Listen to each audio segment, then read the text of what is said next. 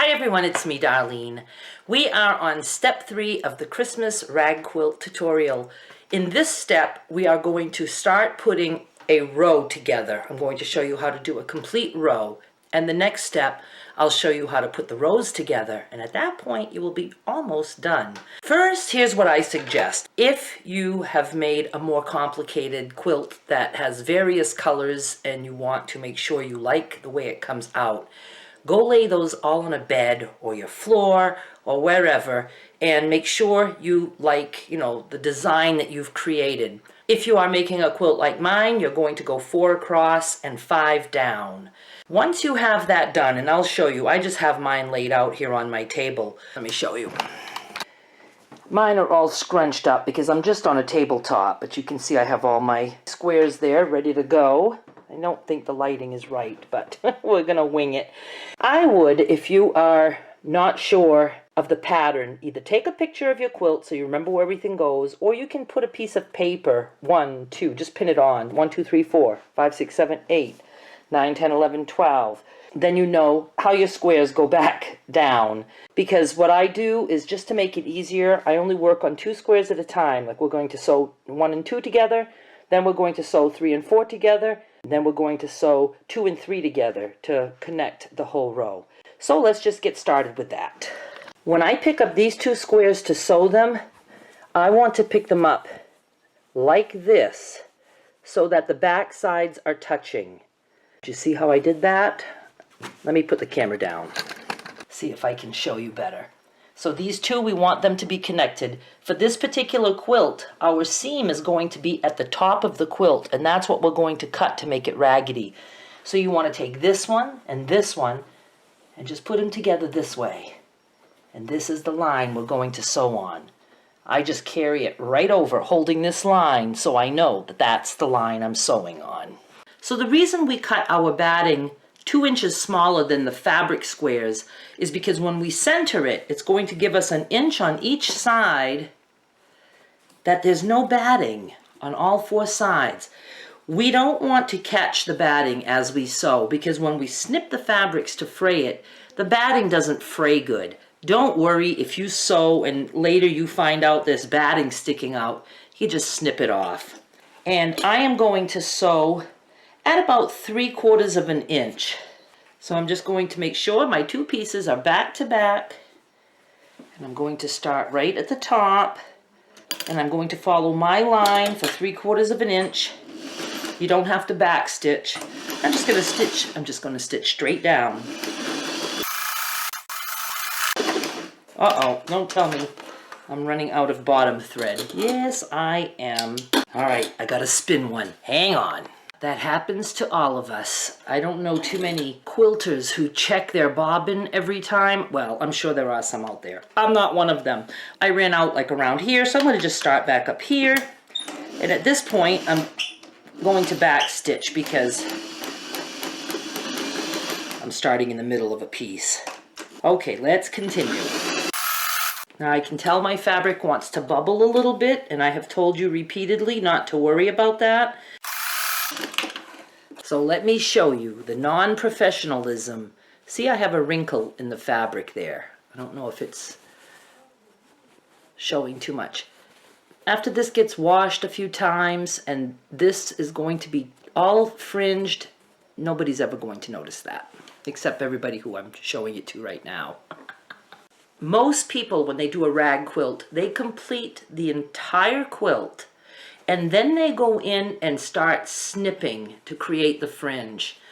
I don't do it that way because I can't imagine having all that snipping to do at once. They do sell actual rag quilting scissors, almost like this, but they're spring-loaded and they're very, very sharp, and so you don't wear out your hand. I'm going to be doing this with actual scissors. But what I do is I snip as I go, just like I quilt as I go. So I'm going to just put the camera back down and I'm going to show you. On this side, we have the backing. You can see that all matches. On this side, we have a color. So I like that my thread shows here. So I'm going to snip this way because you don't want to snip through your thread. If you do, don't panic. Just take the sewing machine and go up and down again. You're going to start about an inch in because we still have to sew this way. So we want to leave this part not fringed. So about an inch in, and you're just going to snip about 1/4 of an inch almost up to that stitching line all the way across. I'll show you up closer. See how we're snipping almost up to the line? About 1/4 of an inch apart. I'll try to separate that for you to see. So let's just do it all the way across.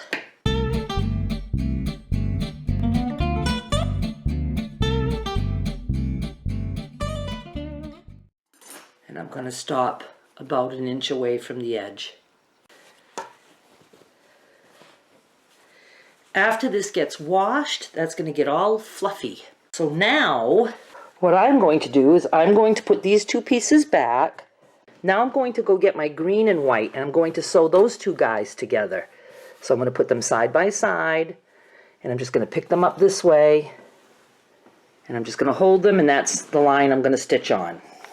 Okay, once again, I committed the crime of not turning my camera on. All I did is exactly what I did with the other one. I put my two panels together with the backings touching, and I just sewed about 3/4 of an inch down. And I mentioned, which you didn't hear, that if you ever want to pin these together, if it makes you more comfortable to pin this together so that it stays in place, you are more than welcome to do that. I'm not a pinner, so I don't do that step. Okay, now I'm going to go ahead and snip this one about an inch in and just all the way across.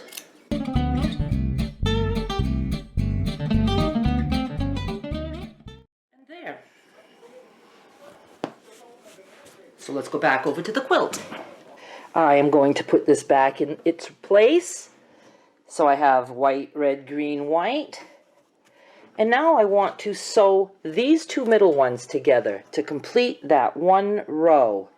So I'm going to grab these two, and this is my stitch line right where I'm holding. You can sew your rows any way you want, but I prefer to take two panels and then take the other two panels, and then you put those two strips of two together. Just makes it a little bit less cumbersome.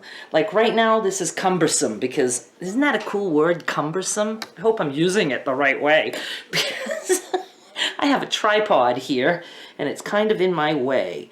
But I'm going to just put these two blocks together and I'm going to sew like I just did.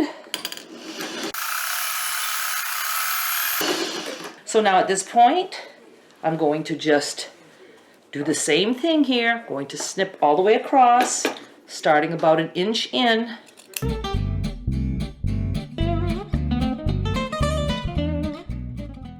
Let's go lay it down.